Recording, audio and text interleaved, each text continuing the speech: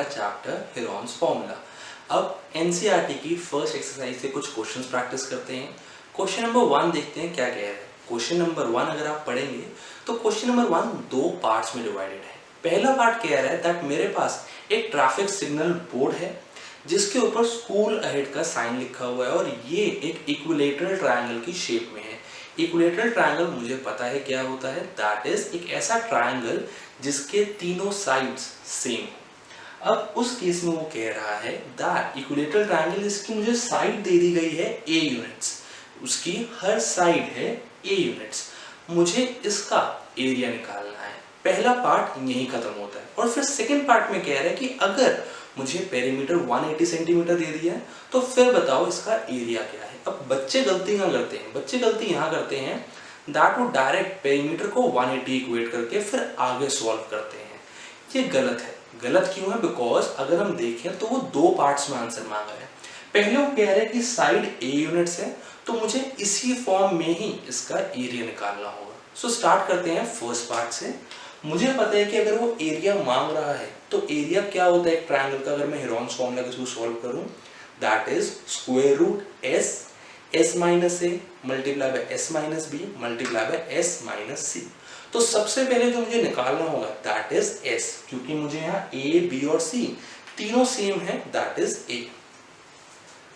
Now as it is an equilateral triangle, hence a is equal to b is equal to c is equal to a units, तीनों sides same है।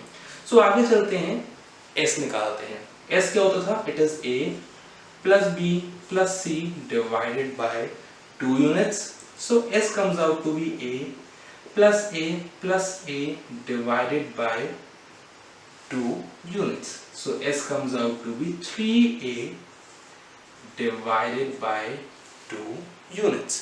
अब यहाँ पे अगर मैं area का formula लगाऊं, that is area of triangle is square root s multiply by s minus 1 multiply by s minus b multiply by s minus c. So that gives me area of triangle जिस पे school ahead लिखा हुआ है, that is 3a by 2 multiply by 3a by 2 minus a 3a by 2 minus a multiply by 3a by 2 minus a square units. So area of triangle is, अगर मैं इसको solve करूं, simplify करूं, तो मेरे पास क्या आ रहा है 3a by 2।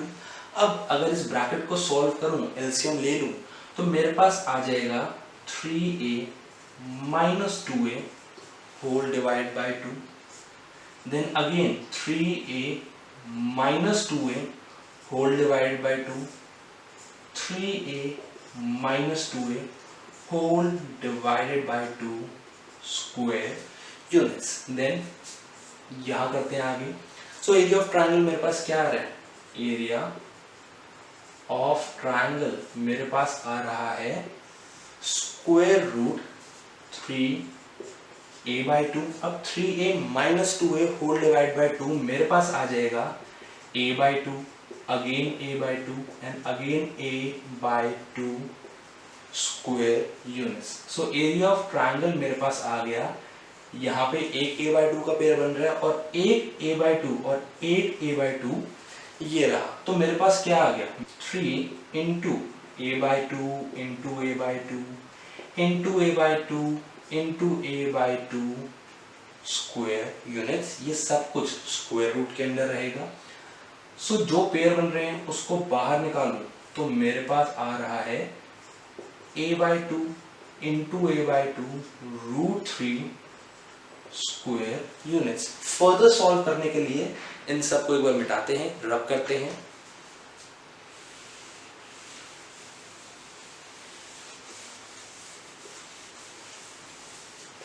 सो आगे चलते हैं। अब मेरे पास क्या आ रहा है?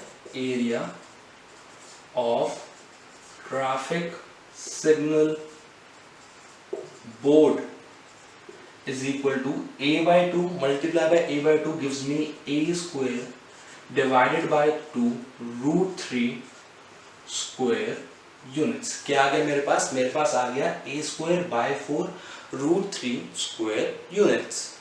एक बार के लिए क्वेश्चन यहाँ खत्म होता है. अब सेकंड पार्ट को देखते हैं. सेकंड पार्ट मेरा कह रहा था दैट अगर मेरा पेरीमीटर मुझे 180 सेंटीमीटर दे दिया जाए तो बताओ मेरा एरिया फिर क्या है. अब 180 सेंटीमीटर है. अब पेरीमीटर था क्या? पेरीमीटर था a plus a plus a that is 3a is equal to 180 centimetre. a comes out to be 180 divided by 3 centimeter and a comes out to be 60 centimeter. So a मेरा आ गया 60 centimetre, एक मेरी side आ गई 60 centimetre. अब इस a की value को अगर मैं यहाँ पे इक्वेट करूं सो फिर मेरा क्या आ रहा है? Now area of triangle is root 3 by 4. a square था तो a स्क्वायर की जगह 60 square. That gives me root 3 by 4 into 3600 centimetre square. So further solve करें तो 4 1s are 4 and 4 900 multiplied by 900 gives me 3600. So area of the traffic signal board is 900 root 3 centimetre square. मेरे पास क्या आ गया area? मेरे पास area आ गया 900 root 3 centimetre square. I hope ये समझ आया होगा कैसे सॉल्व किया, कैसे मेरा फाइनल आंसर आया और कैसे ये क्वेश्चन दो पार्ट्स में बटा है जिसको स्टेप बाय स्टेप करेंगे तो ही हमें मार्क्स मिलेंगे. अब आगे चलते हैं अगले क्वेश्चन पे.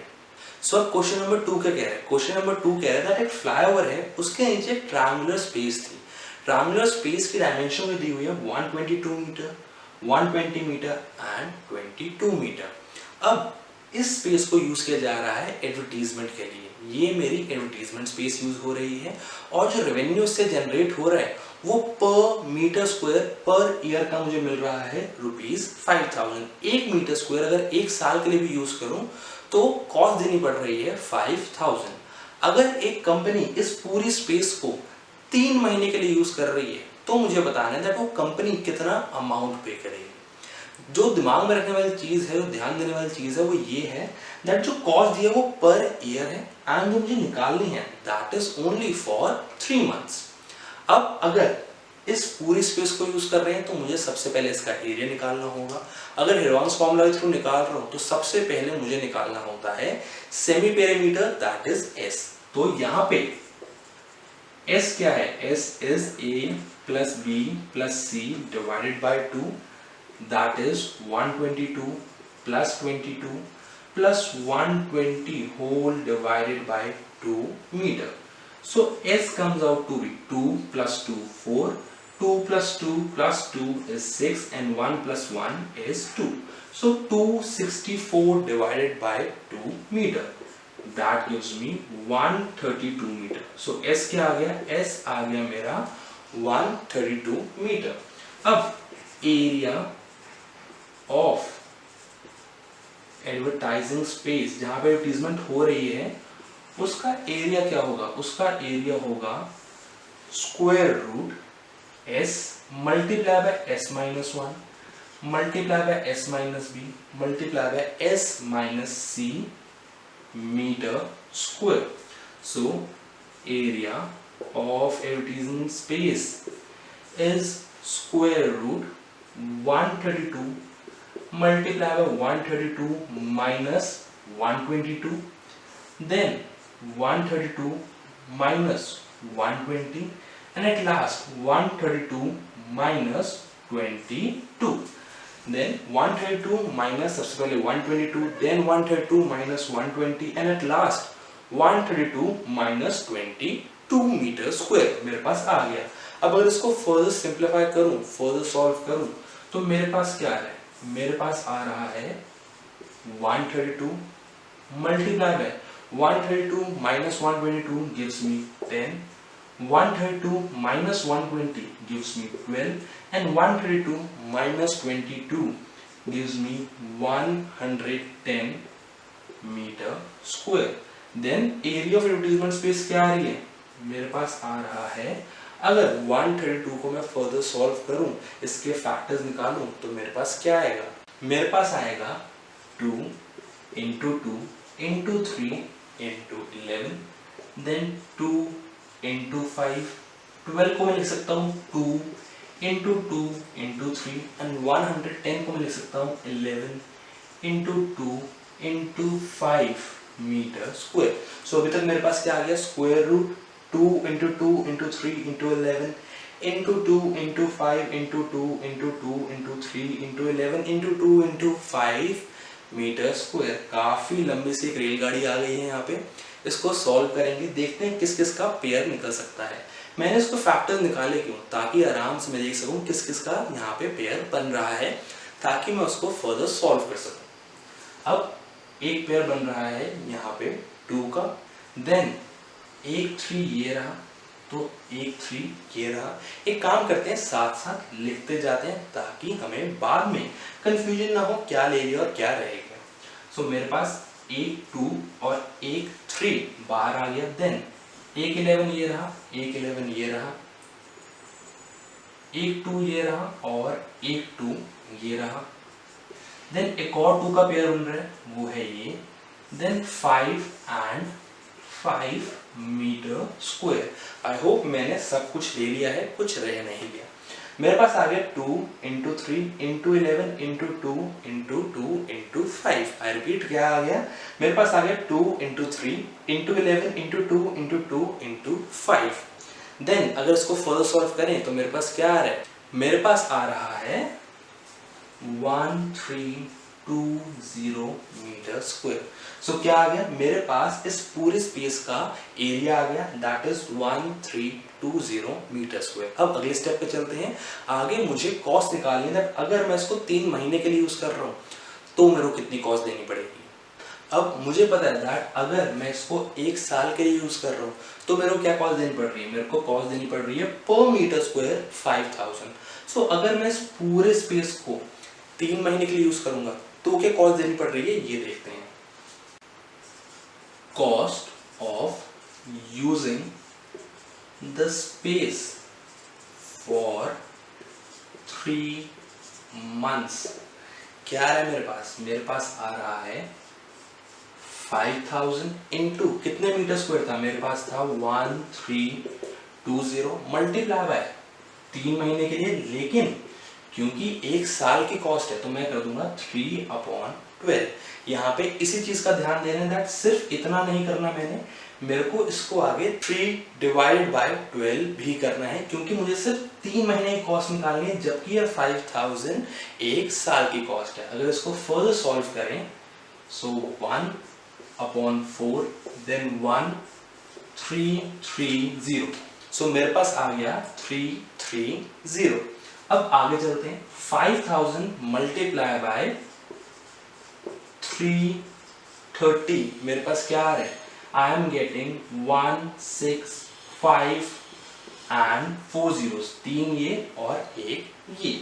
मेरे पास आ गया 16,50,000। तो मेरे को क्या अमाउंट देना पड़ रहा है? अगर मैं स्पेस को 3 महीने के लिए यूज करूंगा तो मेरे को अमाउंट देना पड़ रहा है 16,50,000 का। आई होप आपको यहां तक क्लियर है। Thank you.